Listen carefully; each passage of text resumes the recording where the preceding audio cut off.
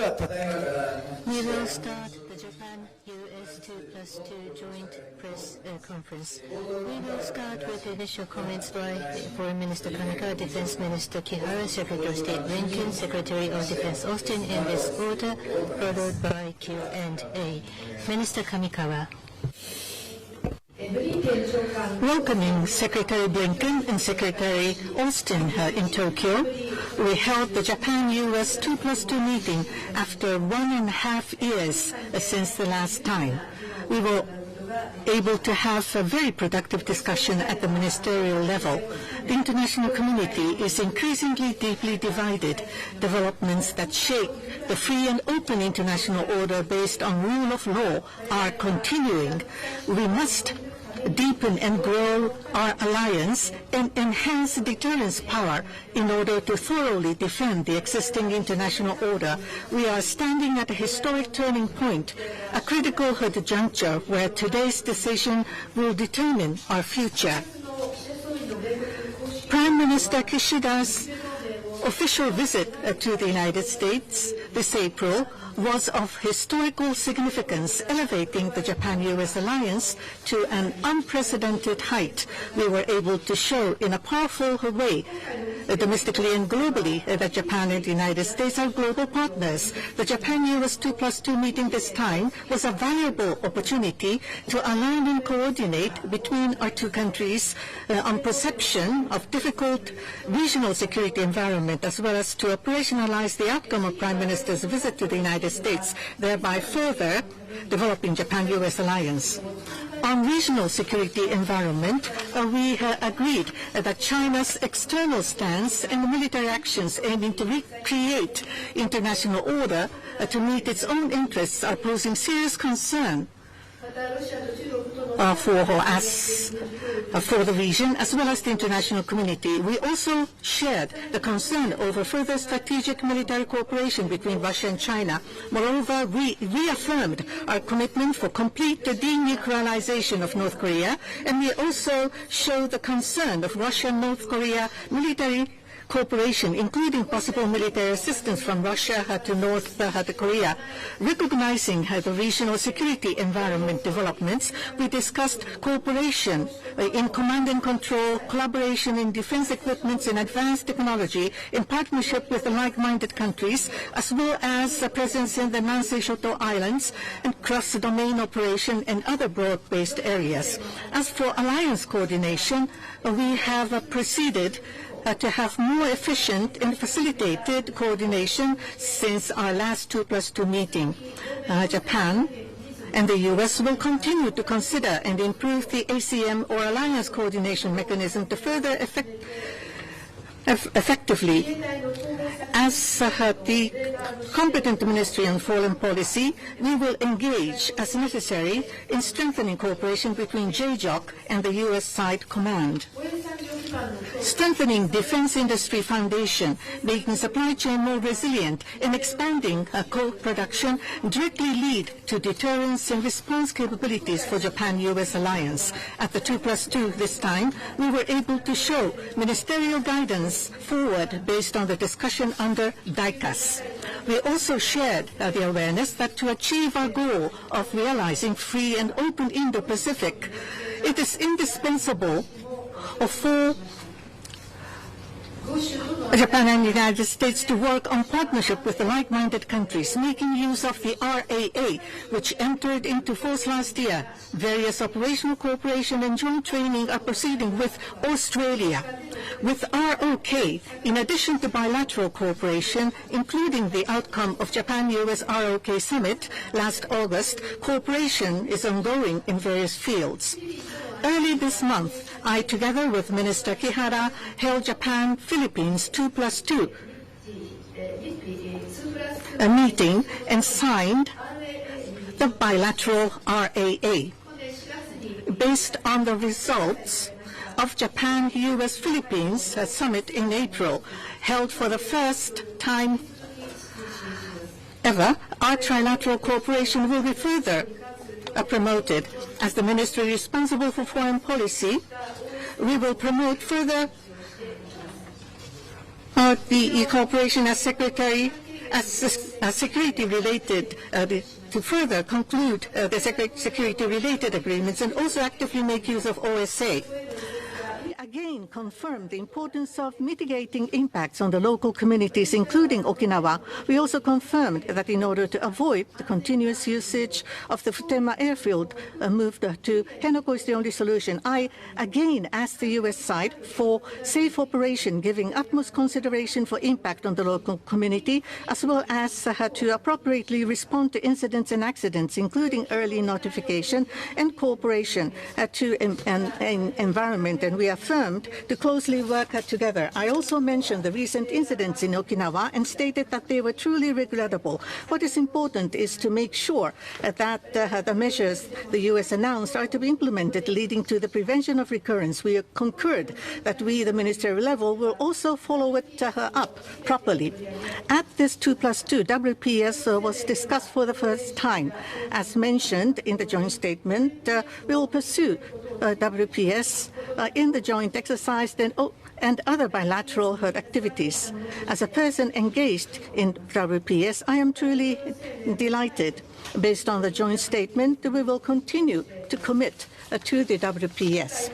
Now, separately from Japan-U.S. 2+2, this time, for the first time, we conducted Japan-U.S. ministerial meeting focusing on extended deterrence. At this meeting, we have been able to deepen our discussion through extended deterrence consultations between the two countries, and we were able to deepen the understanding at the ministerial level on extended deterrence, and we were able to put forward a further strengthened message in and out of Japan. In order to fully defend international order, we had the need to further deepen and develop Japan-U.S. alliance and enhance the deterrence. Together with Minister Kihara and the two secretaries, I will commit myself firmly. Minister Kihara, thank you very much. With the gratifying presence of Secretary Austin and Secretary Blinken, we engaged in a straightforward discussion on how to further fortify the deterrence and response capabilities of the Japan-U.S. alliance. As Minister Kamikawa mentioned, the security environment surrounding us has never been so severe, and in order to maintain the free and open Indo-Pacific, the role that the Japan-U.S. alliance must play is becoming larger. During this Japan-U.S. 2+2, in accordance with the new strategic initiative announced by the Japanese and U.S. leaders in April, the progress of various initiatives to modernize the Japan-U.S. alliance were confirmed, and opinions on the future direction were exchanged. In particular, regarding the enhancement of the respective control and command frameworks of both Japan and the U.S., which is instructed by the leaders of Japan and the U.S. to discuss at the 2+2, we have confirmed the fundamental perspective related to the control and command, including a coordination between the JJOC of the SDF and the U.S. command, and agreed to discuss further by setting up a Japan-U.S. working group. As the supply of equipment is tightening across the world, and as the reinforcement of the entire production capacity and the defense industry foundation of the Japan-U.S. alliance are extremely important, we welcomed the progress of the Forum of Defense Industrial Cooperation Acquisition and Sustainment DICAS. Regarding PAC-3 MSC and AIM 120 AMRAAM, we agreed to pursue co-production opportunities that are mutually beneficial to both Japan and the U.S. Furthermore, in order to respond to the increasing security-related challenges in the region, it is crucial to optimize the force posture of the alliance. The U.S. plan to modernize the tactical fighters of the USFJ across Japan is in alignment with the circumstances, and Japan and the U.S. will continue to cooperate towards stable operations. On top of that, regarding the realignment of the U.S. forces, we have reaffirmed our firm commitment to the steady execution of the realignment of U.S. forces in Japan in accordance with the Okinawa Consolidation Plan and towards the full reversion of the air station Futenma as soon as possible. We emphasize the importance of the acceleration of the efforts by Japan and the U.S., including the construction of the Futenma replacement facility in Henoko. Furthermore, we once again confirmed that the relocation of the Marine Corps stationed in Okinawa to Guam will start this year. In addition to that, we also checked the progress of cooperation in various areas, such as the standoff defense capability, which is critical for our country to fundamentally reinforce our defense capability, the enhanced bilateral presence in the Southwest Island, ISR cooperation including BIAC, cross-domain operations including space, cyber, electromagnetics, and information warfare, which is another area of cooperation, and have firmly confirmed the direction of our efforts to achieve further outcomes with Secretary Austin and Secretary Blinken. In addition to the Japan-US 2+2, we managed to hold the Japan-US Ministerial Meeting on Extended Deterrence this time. Since 2010, the Extended Deterrence Dialogue, EDD, has been held periodically at the working officials level, but in view of the severe security environment, including nuclear, it was extremely meaningful that the first ministerial meeting dedicated and standalone to extended deterrence was held, where intensive discussions took place. The Japan-US alliance has been the cornerstone of our country's security policy and has continued to be the foundation, linchpin of the peace, security, and prosperity of the region, as the free and open international order based on the rule of law are seriously challenged by unilateral changes or attempts to change the status quo by force, and the international community entering a new era of crisis. I am convinced that the Japan-US alliance will become even more significant. The Japan-US 2+2 held today is an important step forward in order to pioneer such a new era. And by working together with my three reliable colleagues here with me today, I will demonstrate my steadfast determination to realize the free and open Indo-Pacific by my words and deeds. Thank you. Thank you very much. Minister. Request the Secretary Blinken to take the floor.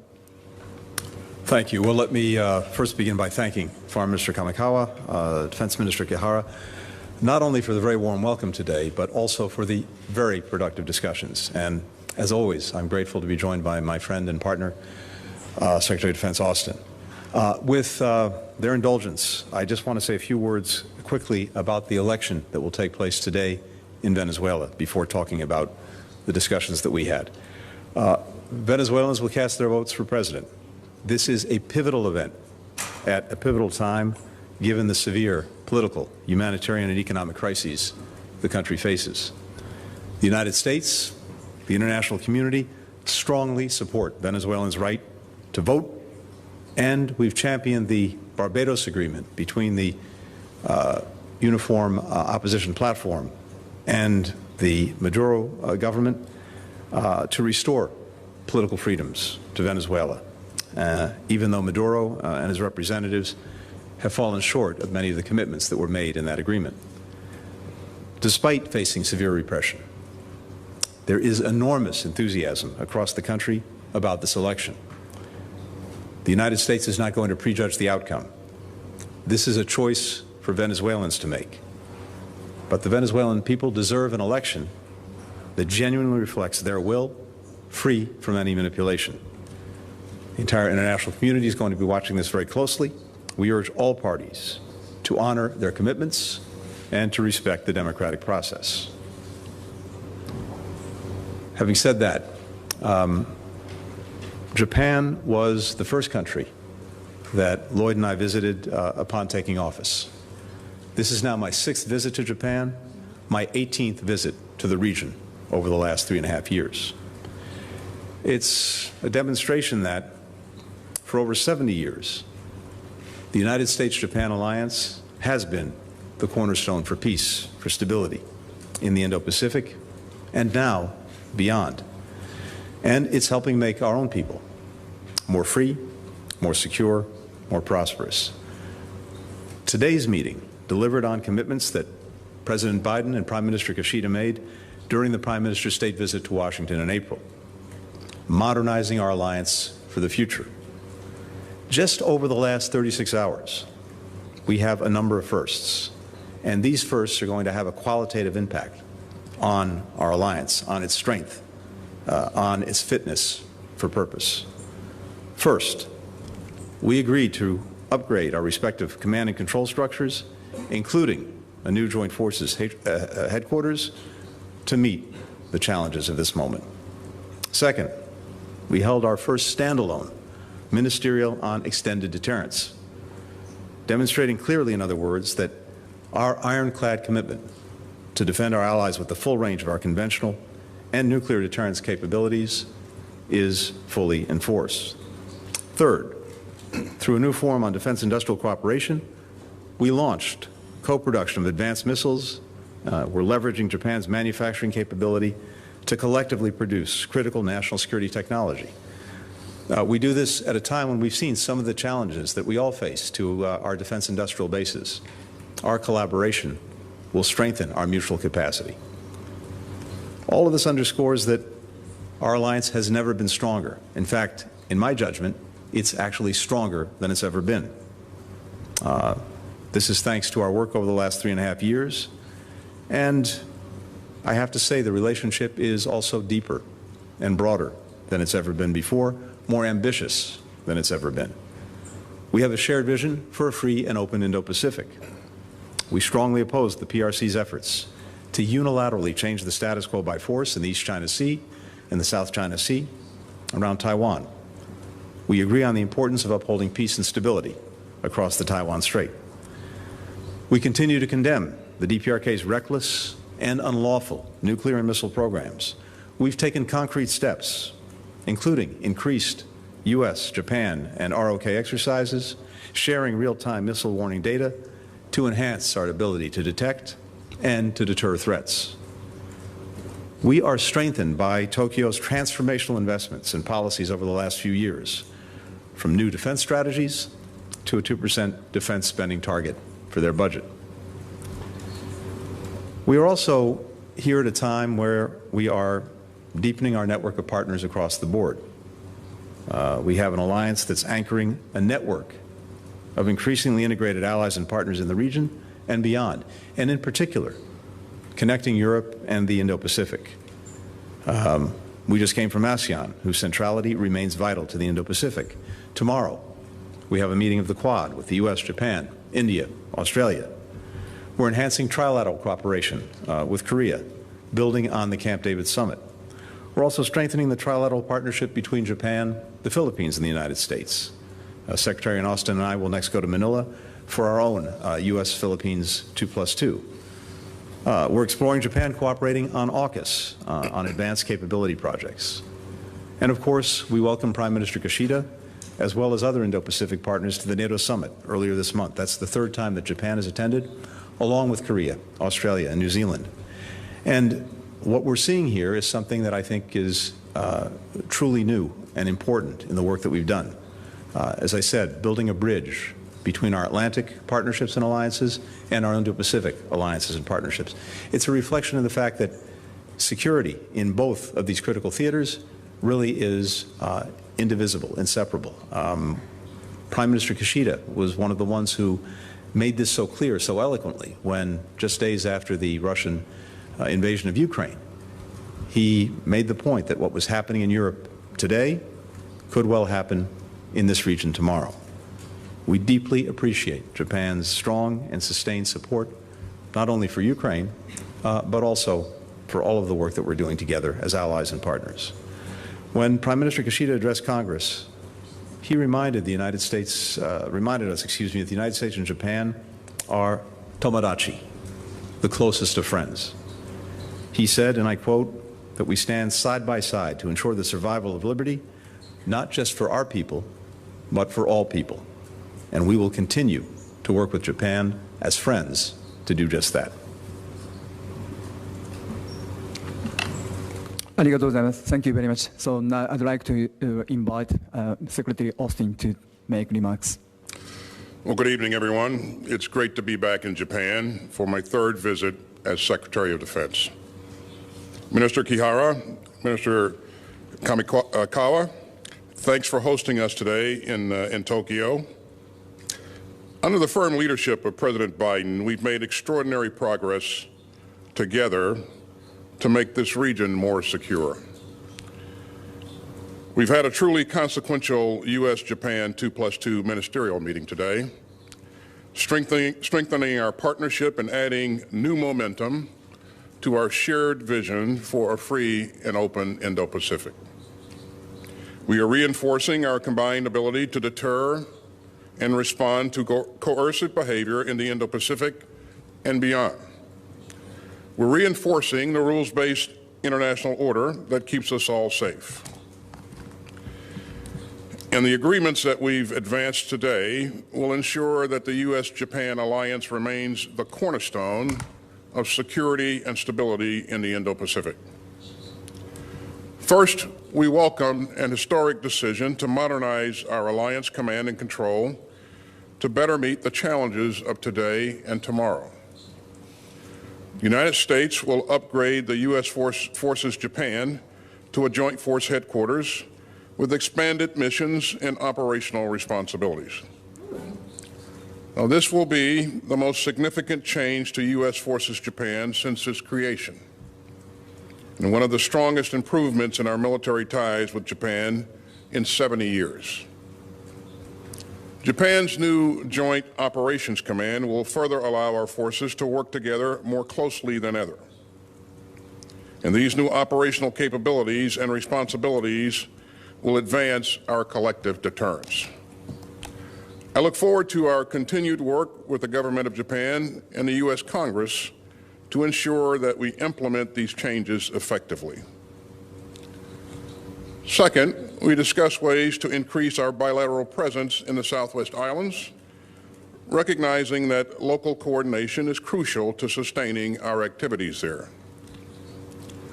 Third, we reaffirm the importance of cooperation and cybersecurity, ISR, cross-domain operations, and bilateral exercises and training. And fourth, we discuss new areas for defense industrial cooperation. And that includes missile co-production, ship repair, and supply chain resilience. And finally, we held a separate 2+2 ministerial level meeting on extended deterrence. And that has never been done before. And during that meeting, I reaffirmed our ironclad commitment to defend Japan with the full range of our capabilities, including our nuclear capabilities. And let me again underscore that Article 5 of the Mutual Security Treaty applies to the Senkaku Islands. And so we got a lot done.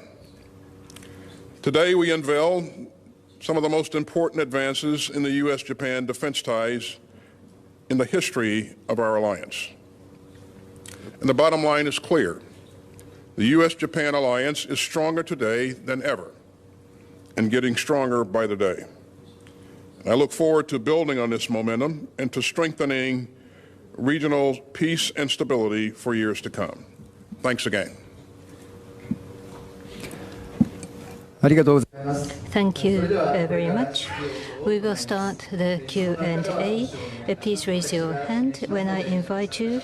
Please tell us your name and affiliation before you ask the question. Please limit your question only to one per person, and please make it clear to whom you are asking your question. So first inviting the Japanese press, please.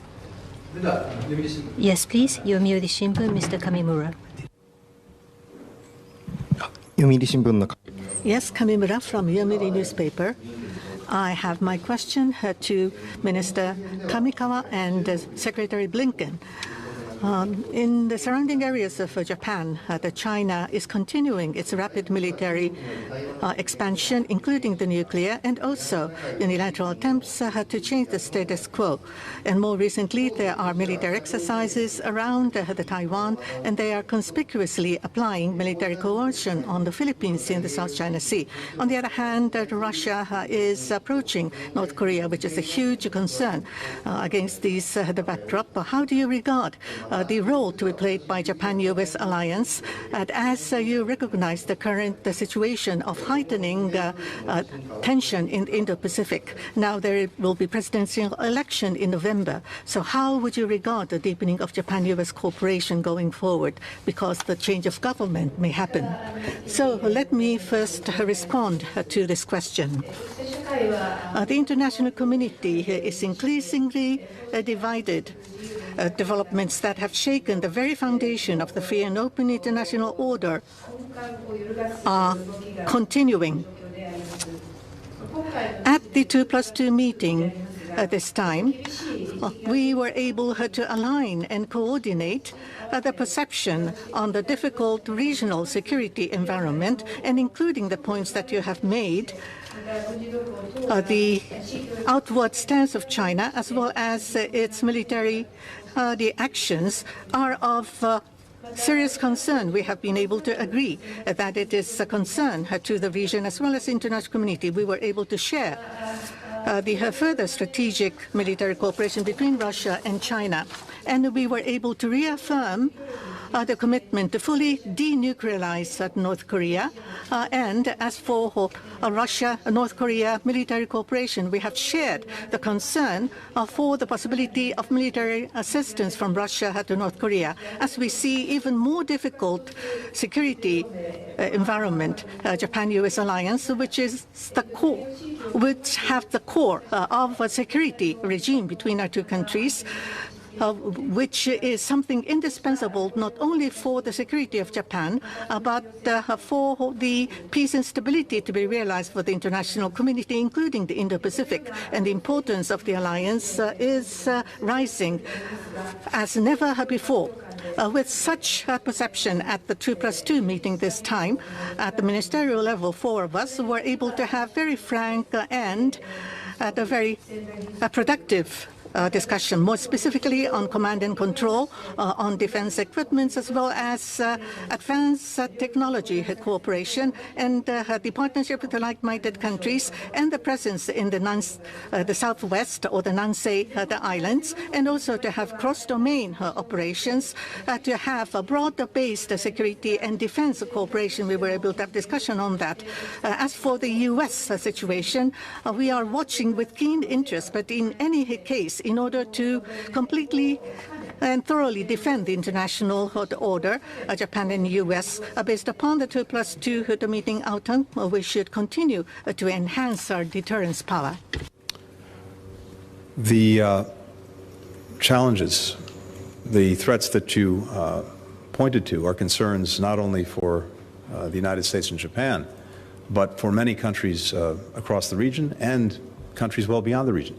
The relationship between Russia and the DPRK is a two-way street, with the DPRK providing Russia with weaponry that it's using in Ukraine, not only to continue its war of aggression against Ukraine, but to attack the very principles at the heart of the international system: territorial integrity, sovereignty, independence, principles that matter not only to Ukraine, not only to countries in Europe, but to countries throughout this region. And similarly, we see the potential for Russia to provide material assistance to the DPRK at a time when it consistently exhibits threatening, provocative behavior, with missile launches, the possibility of a seventh nuclear test. That's of deep concern to countries throughout this region. And of course, we heard that yesterday as well at the meetings with ASEAN, the East Asian Summit, with all and many partners. So many of us are doing what's necessary to strengthen our deterrence, to strengthen our defensive capacity, as well as to take necessary actions to try to prevent these countries from engaging in these activities. And that's reflected in what we did here today. It's reflected in so much of the work we're doing. It's worth noting that our alliance, the other alliances that we're engaged in, each and every one of them is defensive in nature. They have no ambitions toward anyone else and are never have been, never will be offensive in nature. But at a time when, unfortunately, these threats are increasing, our alliances, our partnerships, they're getting deeper, they're getting stronger, they're getting more effective. With regard to elections, for all of our democracies, that's a feature. And what I can say with regard to the United States and Japan is we have an alliance that's endured, but not only endured for decades, has gotten stronger. And as I think we've all reflected, in this moment, the alliance is stronger than it's ever been. And the reason for that is because it's manifestly in the interests of our people, the Japanese people, the American people, people well beyond our countries. And precisely because of that interest, I think it will, in fact, more than I think, I know it will be sustained irrespective of the outcome of elections in either of our countries. Thank you very much. Inviting the press from the United States. Please raise your hand. Please tell us your name and affiliation. Tell us who you're asking your question, please. Yes, please. Mr. Michael Gordon, Wall Street Journal. Right. Michael Gordon, Wall Street Journal. I have a question for Secretary Austin and Japanese Defense Minister. Secretary Austin, as you've pointed out, a significant step has been taken by overhauling Joint Forces Command and by turning the U.S. forces in Japan into Joint Forces Command. But the concept that you've articulated here is very general, and I'd like to give you an opportunity to define it in a little more specificity given the stakes involved. American officials have yet to spell out what the geographical responsibilities of this command would be. Would it be limited to the defense of Japan, or would it be broader than that? American officials have said that this command would be established through a phased approach. How long is this going to take, given the urgency of the Chinese threat? When will this be up and running? And do you anticipate that there will be a cell where U.S. and Japanese officials might meet together side by side to coordinate during a crisis?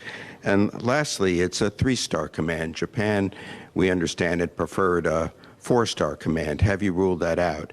And to the Japanese defense minister, sir, would Japan prefer that this Joint Forces Command be a 4-star command, as it is in South Korea? Would that be a better outcome for you? And with your indulgence, given the crisis in the Middle East, I have one quick question for Secretary Blinken. Does the U.S. assess that the rocket attack on the Golan Heights that hit the soccer field was the work of Hezbollah? What steps is the U.S. taking at this juncture to avoid a wider war in that part of the world? And if war does break out, will the U.S. have Israel's back and perhaps intervene militarily to defend Israel as it did against the Iranian missile and drone attack? Thank you. Well, thanks, Michael. As that was about 30 questions as I count, but all wrapped into one. It's good to see you, Michael. You heard me say earlier that this is an historic decision, and you certainly recognize that given your background. You know, our alliance is stronger than ever, and I think our approach to command and control has to reflect that. And the speed of action, the speed of activity that we can expect to see in the future is such that we need to do everything we can to streamline things to make sure that we remain relevant and decisive in the battle space as we work together as allies. And so I think, you know, our bilateral approach to this command and control effort reflects that. And so with the upgrade of U.S. Forces Japan to Joint Force Headquarters, you know, the U.S. will have a direct leadership role in planning and leading U.S. forces in both peacetime and potential crises. And that'll give us an opportunity to work more closely together to ensure greater peace and stability. Now, you mentioned, you asked how long it's going to take, given the fact that the concerns of China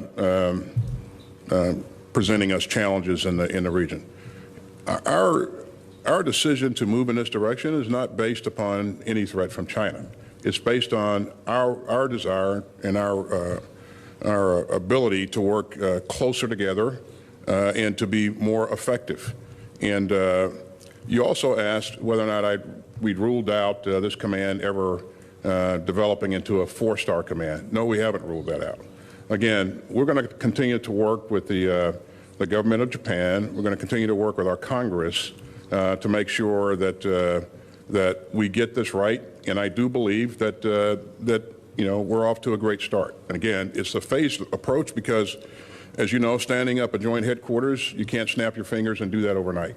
There are a lot of things that you have to take into consideration, and I think our commanders have done a great job of outlining the way ahead, and so I'm confident that this is going to add great value to our overall effort. So.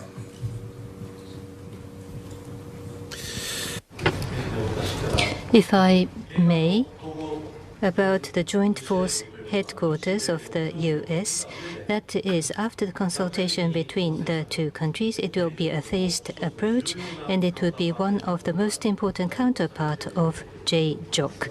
That is what is expected. As for the details going forward, there will be a working group of both Japan and the U.S., and at this moment it has not been decided.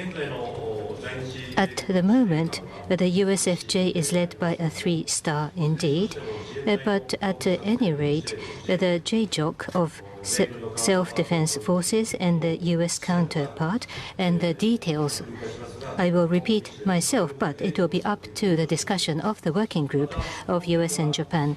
In this regard, on the U.S. side, the U.S. Congress will also have to be consulted, and therefore that is also what we understand. With regard to the Golan Heights, first, let me say that we are deeply saddened by the loss of life that we saw.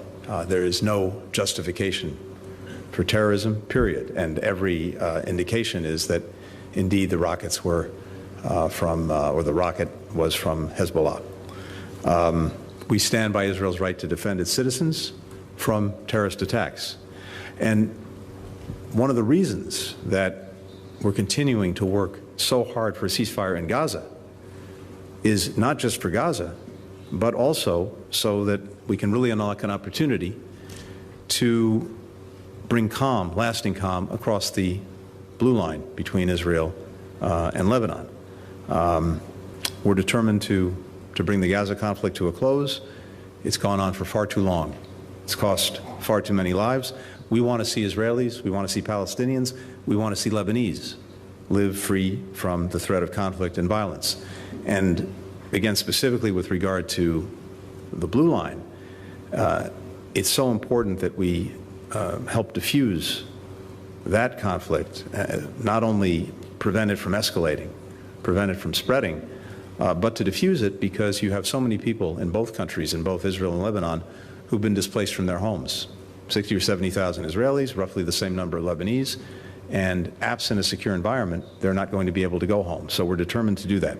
We're in conversations with the government of Israel, and again, I emphasize its right to defend its citizens and our determination to make sure that they're able to do that. But we also don't want to see the conflict escalate. We don't want to see it spread. That has been one of our goals from day one, from October 7th on, and we'll continue to do that. But again, the best way to do that in a sustained way is to get the ceasefire in Gaza that we're working so hard on virtually every minute of the day. Thank you very much. And then again, inviting the Japanese press, please raise your hand. Yes, please. Mr. Tanaka, GG Press. This is Tanaka of GG Press. I have a question to Minister Kihara, Secretary Austin. The progress of the reinforcement of deterrence and response capabilities of the alliance have been confirmed at today's 2+2. The extended deterrence was held at the ministerial level for the first time. How will it enhance the reliability of the extended deterrence going forward, like making the ministerial periodic? But at the same time, issues have emerged, such as crimes committed by U.S. service persons in Japan or the inappropriate treatment of specifically designated secrets by self-defense forces, and the foundation of the alliance might be shaken. How will you deal with this? With the election coming in the U.S., domestic politics are overheating, and there could be a change in the administration. How will you defend the Japan-U.S. collaboration that you have deepened so far and further develop the relationship? Then, let me start. First, the question about the extended deterrence. As I mentioned at my initial remarks, in addition to the 2+2, we held the first ministerial level meeting dedicated to extended deterrence, and we had an intensive discussion which was extremely significant. At this moment, nothing has been decided about the future, but also going forward through the extended deterrence dialogue held at the working level and at high-level talks such as today's ministerial, I wish to advance our efforts to further raise the reliability of the extended deterrence of the United States. You asked about the recent incident by the U.S. service persons and information security.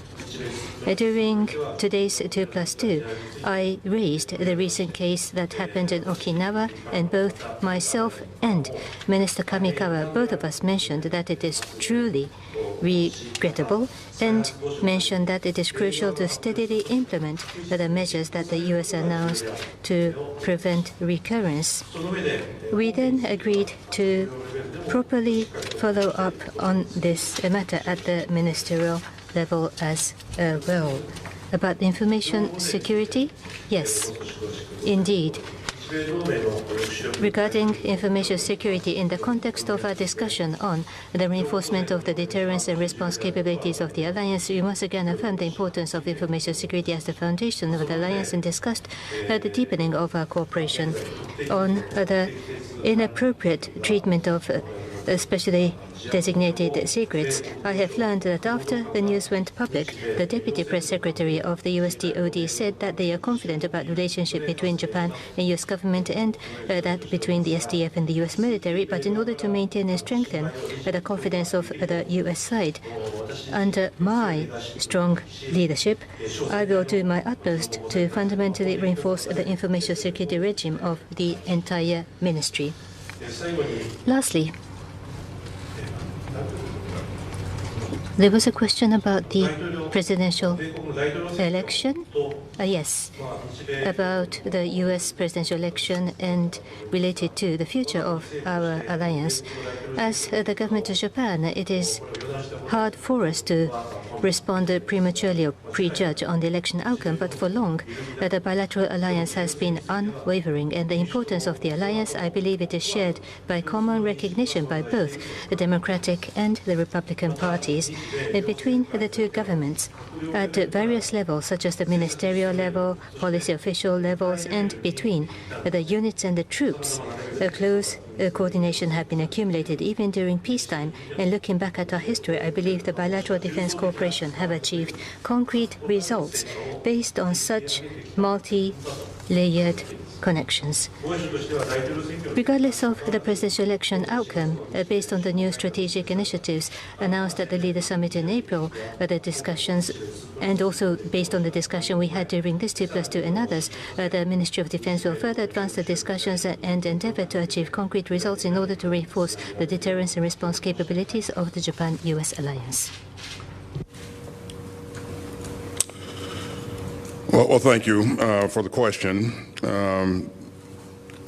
As you heard us say, this 2+2, separate 2+2 ministerial meeting that we had on extended deterrence is the first of its kind, never been done before. And I certainly won't go into the details of what was discussed, but I can tell you that I reaffirm the United States' commitment to defend Japan with the full range of our capabilities. and that includes nuclear capabilities. Regarding the sexual assault issue, I would just highlight for you that, number one, I agree with both ministers have said already that these are regrettable incidents, and they certainly don't reflect the core values of the United States military. And our leadership has put measures in place to ensure that these kinds of things don't happen again in the future. And our leadership, again, is I think, focused on the right things in terms of working with local leadership and working with the government of Japan to ensure that we continue to address these issues. On the issue of info security, I think it's important that we be able to trust our allies and partners. And as I look at how this situation evolved, it was, as Minister Kihara has said, it was quickly identified, leadership took appropriate action and reported it, and that in and of itself creates a measure of trust that I think will serve us well going forward. And I appreciate his personal involvement to ensure that we do the right things to protect our information. But again, whether it's no matter what it is, cyber issues or document security, we will continue to be challenged. All of us will continue to be challenged, and we have to do the right things to take care to protect our information here. Regarding the election, and potential outcomes, again, I certainly won't speculate on outcomes at the podium here. What I can tell you, though, is that I continue to see strong bipartisan support for Japan, and it's been that way over 70 years, and it will continue to be that way going forward. And anytime you see that level of bipartisan support in our government, you can expect that things will continue to improve and strengthen, no matter who's in charge. So, again, I think the things that we have done here today are extraordinary and speak to that strength of commitment, that strength of relationship that we have, and I believe it's going to be there for some time to come. So. Thank you very much. But unfortunately, time is running, so we will accept one last question from the U.S. side. So, Mr. Patrick Tucker from Defense.gov, please. Hi, Patrick Tucker from Defense.gov. For Secretary Austin and Minister Kihara, you mentioned today the industrial forum and agreements or understandings made about co-production of different counter-strike capabilities. Can you give us some more details and elaborate on specifics there? Are there timelines? Are there production numbers that you're anticipating in terms of counter-strike capabilities like PAC-3 and AMRAAM missiles? What can we expect? And for Minister Kihara and Secretary Blinken, does Japan and the United States, do you both share an understanding of the role each country would play in the event of a Chinese invasion of Taiwan in the next 5 years? Thank you. Well, thanks for the question. I don't have any announcements to make today in terms of details on co-production. What I can tell you, though, what's important is that we have committed to working together on producing counter-strike capability, and that commitment is real. And our staffs continue to do the hard work to ensure that this becomes a reality. And I'm pretty excited about that. It will increase our enable us to increase our magazine depth in a number of areas and increase interoperability as well. So I think the important part here, though, is that we continue this work, and it is serious and earnest work. And I think that when the appropriate time comes, we'll make the announcements from the podium. So.